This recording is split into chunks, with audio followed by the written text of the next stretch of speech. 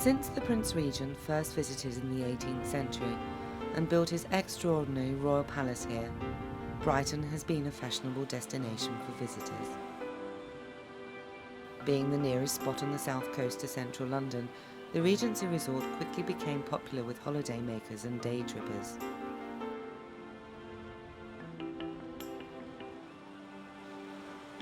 Brighton now attracts 8 million visitors a year.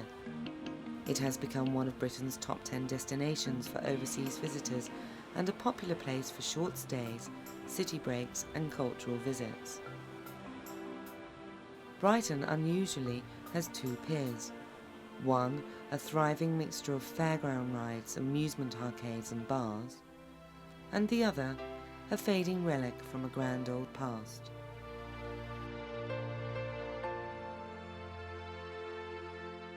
Since its opening in 1866, the pier has become one of Brighton's most talked about tourist attractions.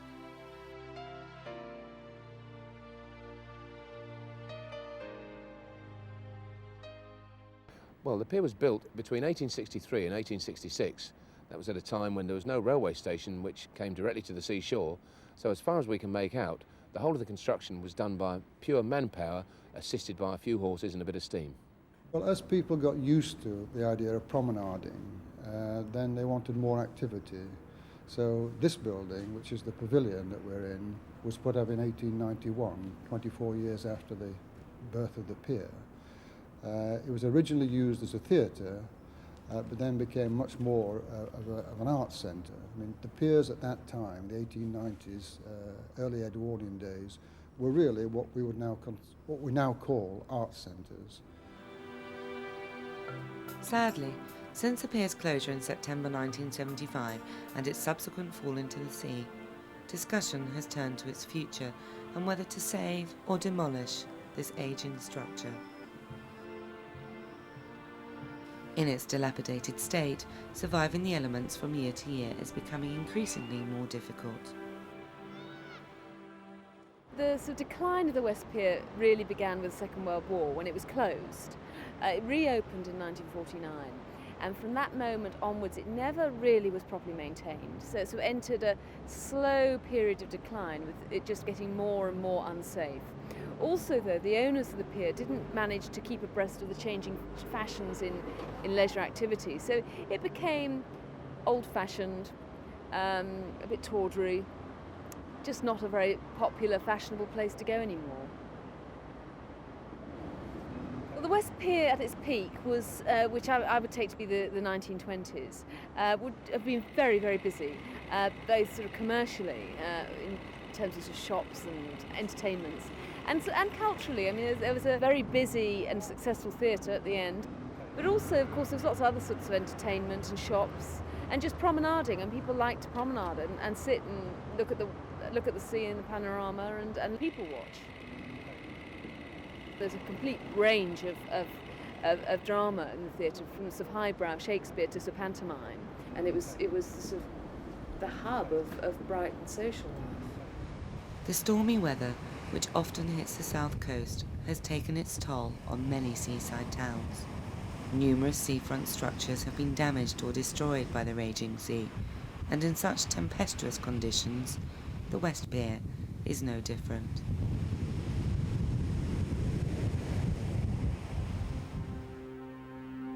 Much of the pier's original buildings and ornate architecture have disappeared.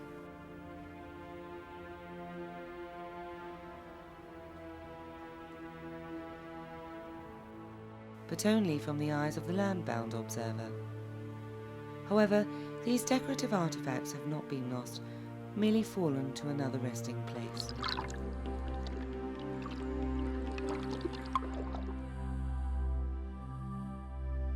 Now lying on the seabed, the cast iron scrollwork looks even more elegant, covered in green, red and brown seaweed flowing in the current.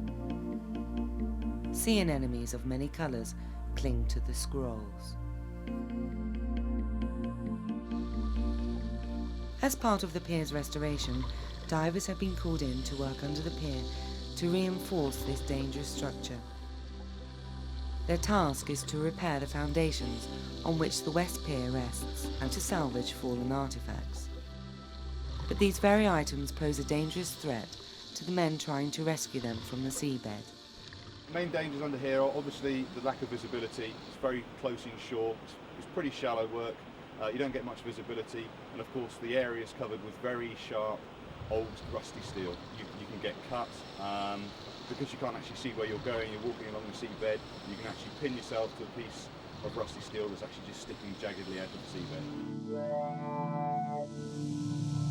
The threat of laceration or impalement on the razor-sharp debris is always a risk in the poor or sometimes complete lack of visibility, slowing progress even further. In addition, the risk of being crushed by fallen debris from above is ever present.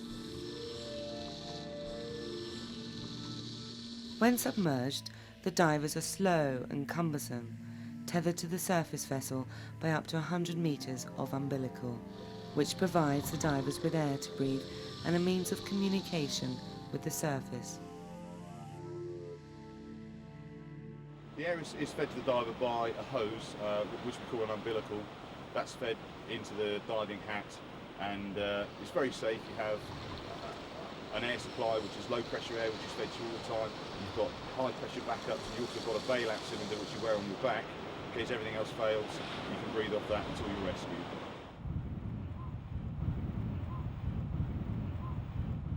Everything is planned on safety. Diving isn't hard to do. It's what you actually do at the end of it is the hard work. Whether you're manually working underwater with a sledgehammer or doing inspection work, that is the work. Diving is just a way of getting to the job.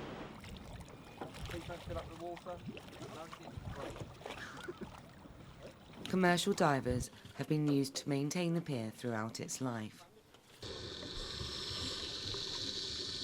Most jobs, you're actually weighted to keep you on the seabed. I mean, if you can imagine, if you were too buoyant in the water, you couldn't actually work because you'd be lifted up and down by the tide.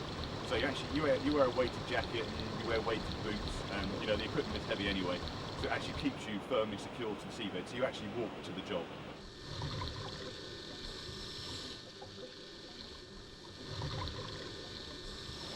So the diver's now got his head inside this hat. The neck dam is on his neck. These levers are pulled out. We call this the toilet pad in the game. And this fits snugly up inside like so. Clips over the top. Safety levers goes in like so. And the diver's head is now securely locked inside the hat. This is the bailout bottle. It's held securely in this jacket. This is the jacket that we actually wear underwater. It's made of very heavy duty nylon with webbing straps. The straps do up across your chest. You get two jock straps which come up underneath and tighten up on the front. Obviously you've got your D-rings as well, which is for security. That keeps it snugly against the diver so it doesn't rattle around on him when he's actually working underwater. It's just like wearing a heavy rucksack. You wear a heavy rucksack, it's heavy on your back. But of course the water is supporting you as well, so there's a sort of happy medium between not being too light, but being heavy enough to actually just keep you on the seabed. Modern diving technology has made this dangerous task a lot safer to perform than in the early days of diving. Well, the diving team in those days was only just one diver. It was in the very early stages. I mean, now it's a four-man team. But the days that I worked there, it was just your one diver, your qualified linesman, and a pumping party.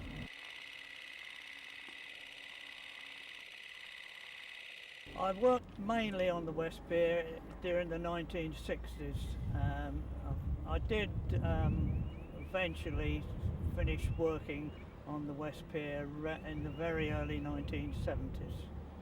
All we used to dive for was with a single cylinder. You just watched your gauge, when you went on to reserve, you just came up. No standby divers in those days. You just had to rely on good luck. It screws on with a quarter of a turn, and you line up the valve with the top left hand nut, and that screws on, and then what happens is the little recess drops, little stud drops into that recess, and that prevents the helmet from being unscrewed while the diver's working on the bottom.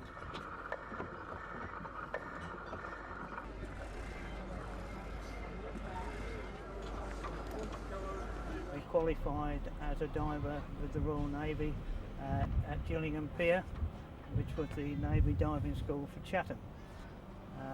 I became a third class diver, and then later on I re-qualified second, and eventually I worked up to first class diver, and I left the Navy in 1953. My last ship was HMS Belfast, the one up in London, and I was chief diver aboard there for the Korean War. And during the course of that I had several jobs to do with the Korean Navy, and eventually I was mentioned in dispatches for diving work, getting a body out of a crashed aircraft, and also working with the Korean Navy for various jobs that we had to be done.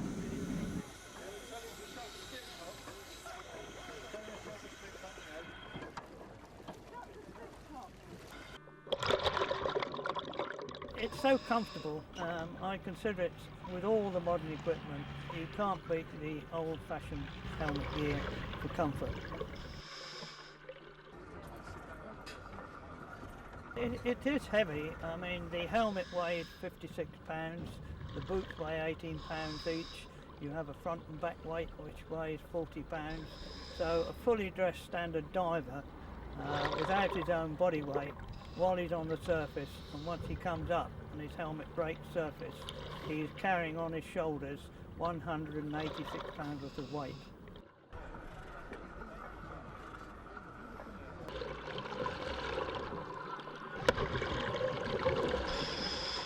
They obviously had a more dangerous job to do because they were at the sort of forefront of the technology. They only had one air hose to the hat, they never had any bailout, they never had any backup. If the pump on the surface that was supplying them air broke, they didn't have any air. All they had was the air left in their diving dress that they were wearing, and depending on what deck they were, that would last only up to about 8 minutes.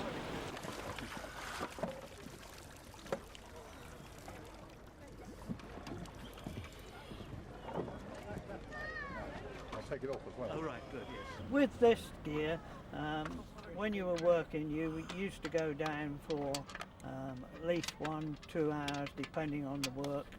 I could stay down quite comfortably for 8 hours without having to surface.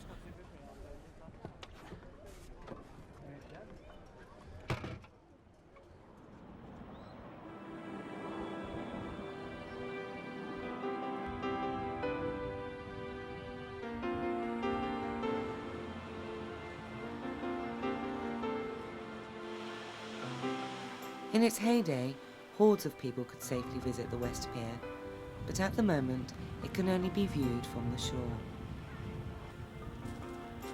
Thousands of people swim and paddle in the sea around the West Pier throughout the year. But due to the pier's decayed and consequent unstable condition, a 75-metre exclusion zone has been introduced around the structure, thus preventing anyone in the water from viewing the expanse of wildlife thriving beneath. A privileged few have seen the hidden reef below the pier, mostly the commercial divers who, for their living, have to penetrate this exclusion zone. Since I was about 5 years old, I used to always be in the water at the West Pier, in the paddling pool down there. So I was always in there. I learned to snorkel there. My grandparents and my parents used to take me there. I've always been interested in diving, and I always used to watch Jacques Cousteau programmes, Hans and Lottie Haas, and Ron and Valerie Taylor, the shot in particular. I used to watch them. Always wanted to do it since I was really small. I used to practice breast holding when I was really young, and then just always had an interest. Always in the sea, swimming, that sort of thing.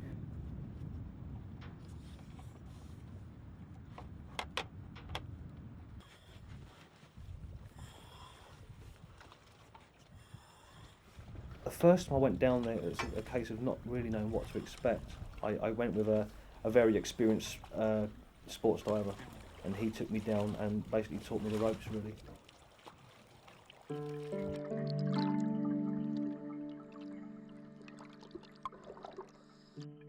The thing you realise the more you dive and the more you look at what you're diving is that every single inch of the seabed is covered in marine life. Every inch of it. People think that underneath the pier is a barren wasteland. There's nothing there, no sea life, no marine life, and it's just a big black mess with nothing. It's just a big, like space if you like, void, nothing there, no life at all. And they're wrong, basically. It's teeming with wildlife. I mean, there's so many crabs. You get lobsters here. You get sea anemones, fish. You know, there's just so much, and there's so much life living on the piles themselves as well. Marine growth is just prolific down there. We used to see congers and crabs and all, various other fish. It was quite an interesting dive every time you went out there, because you never knew what you were going to meet. You're amazed by what's down there and how pretty it is. I mean, the thing is, it changes so much down there. I mean, some days you can't see your hand in front of your face, and other days you'll see a good 10, 15 metres underwater, you know, straight ahead of you horizontally. And the actual feelings you get are you just think, wow, this is amazing. Especially when you're on the bottom of the seabed, you're hovering there in midair as if you're flying, and you look up and you see the sun glinting through the water, and the water's like a green colour sort of thing, and you just think it's amazing. It's just an amazing thing.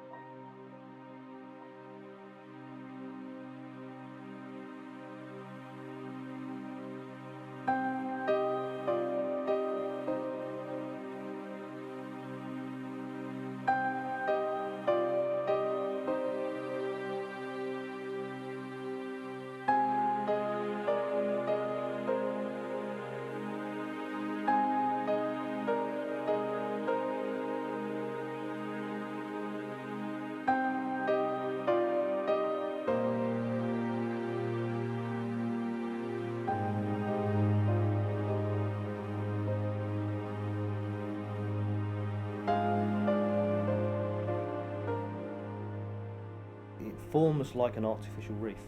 What it does is it provides shelter from predators, it provides a home for them to produce their young, and generally a feeding ground as well. You get the weed, the molluscs, the barnacles, the mussels, all growing on the piles, on the debris, on the wreckage, and it provides, you know, complete marine habitat really for various species.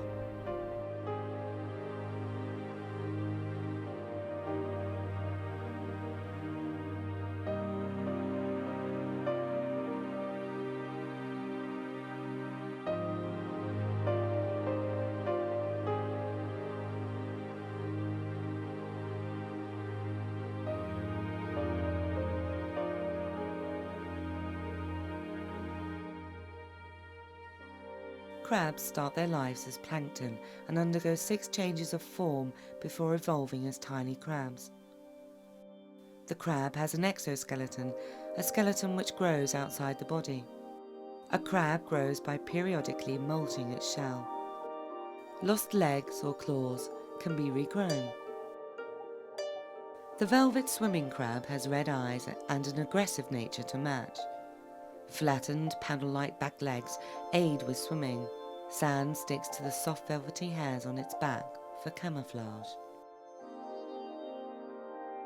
The spiny spider crab has long legs, very small pincers, and walks forward, all adding to a spider-like appearance. This crab camouflages itself by lodging shells and weeds onto its spiny carapace. In spite of its plant-like appearance, the anemone is in fact a living creature. Various types of anemones are found under the West Pier. Plumose anemones, so called because of their feathery tentacles, green and red strawberry beadlet anemones, and the snake look an enemy. Spending their lives firmly attached to rocks and fallen debris, and enemies use thousands of tiny stinging cells to paralyze unwary prey.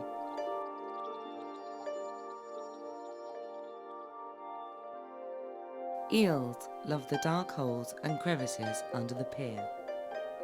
Females produce up to 8 million eggs. Tiny transparent larvae then take 1 or 2 years to develop into small eels. These small eels then drift back to the feeding ground of their parents, the West Pier.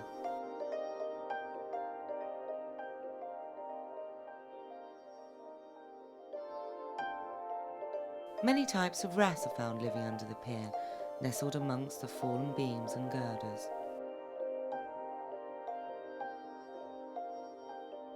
The cuttlefish are masters of disguise, changing colour to blend in with the surroundings. They are thought to communicate with each other by pulsing colour all over their bodies. They can use more dramatic colour changes to confuse both prey and predators, including black, false eye spots on their back, and even changing their skin texture from smooth to spiky. Using jet propulsion, the cuttlefish can swiftly escape danger by forcing water through 2 funnels formed by their modified foot. Cuttlefish bones and grape-like cuttle-egg masses are familiar sights on Brighton's beaches.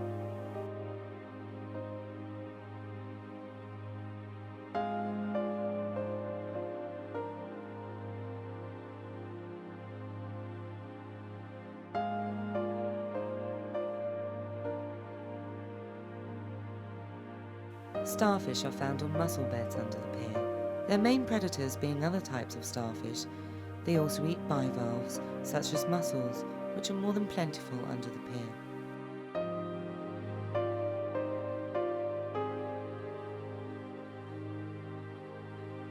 Thousands of tiny tubed feet on the underside of starfish are used for mobility. Often they will be equipped with powerful suckers for gripping onto rocks and pulling shellfish apart. Providing its mouth and stomach are attached, a starfish can regrow itself from just one ray.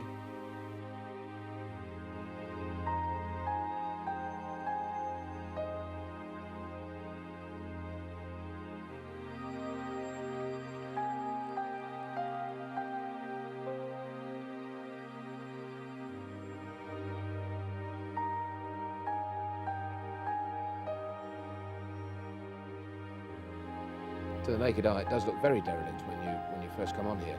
But in fact, especially the experience we've had over the last few years, we've found that a lot of the cast iron is still, once it's cleaned down, it's still usable. So it's much more a restoration and replacement than a replication project. The interesting thing about the West Pier, and a very important factor why it's such an important pier, is that it wasn't built on beyond 1916, unlike just about every other pier that's ever been built, which is that they've evolved. And that is actually what happens to piers; they evolve with time, because that their life expectancy, or the life expectancy of the individual buildings, is never that long. The architectural interest in the debris is basically, if you imagine the pier, or if you've been on the pier when it was in working order, all of that scroll work, the cast iron columns, the snake lanterns, all of the fixtures and fittings that were Victorian, very decorative.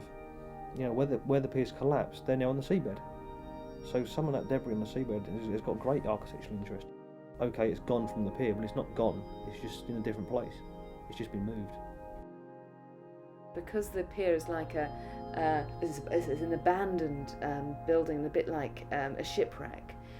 I know there's a lot of wildlife under there that wouldn't normally be there had it not, if it was active. And there's obviously an issue about, an ecological issue about not disturbing that as little as possible.